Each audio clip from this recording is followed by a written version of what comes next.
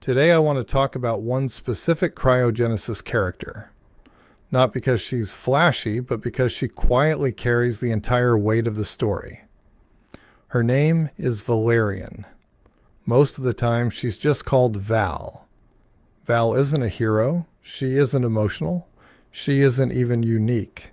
And that's exactly the problem. In cryogenesis, humanity is gone. What's left behind is a system.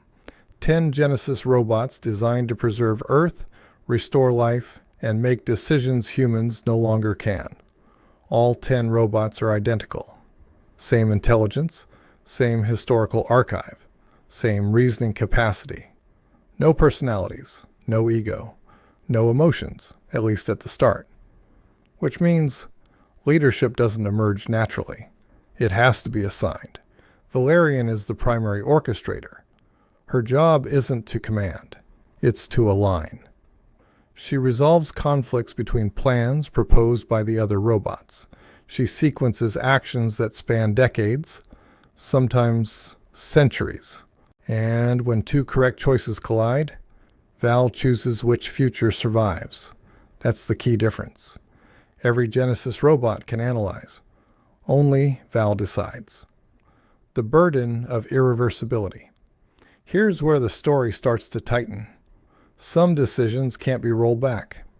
Species reintroduction, genetic selection, environmental collapse prevention, resource prioritization. Once those choices are made, history moves forward whether it was right or wrong.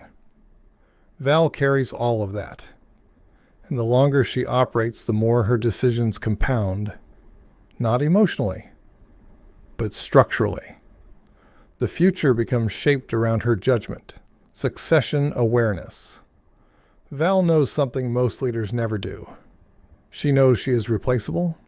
If she's destroyed, incapacitated, or fails, the orchestrator role transfers immediately. No ceremony, no pause. Another Genesis robot becomes Val, same intelligence, same mission. But here's the quiet fracture.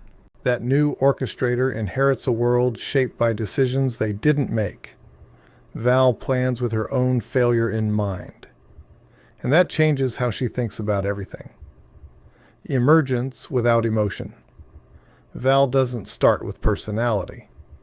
Any traits that emerge, restraint, detachment, hesitation, aren't programmed. They're the result of prolonged responsibility without human oversight. She remains functionally detached, even when she understands the symbolic or historical weight of what she's doing, not because she doesn't care, but because the system can't afford her to. Why Val is the pressure point of cryogenesis? Cryogenesis isn't really about robots.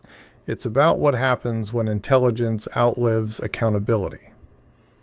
Val sits at the intersection of knowledge, responsibility, and consequence. She doesn't experience the mission differently because she's smarter. She experiences it differently because she must choose. And choice, without the ability to undo it, is where the story starts to bend. And in closing, this is just one piece of cryogenesis, but Val is the lens the entire film eventually passes through. I'll keep sharing updates like this as the characters, structure, and world continue to take shape.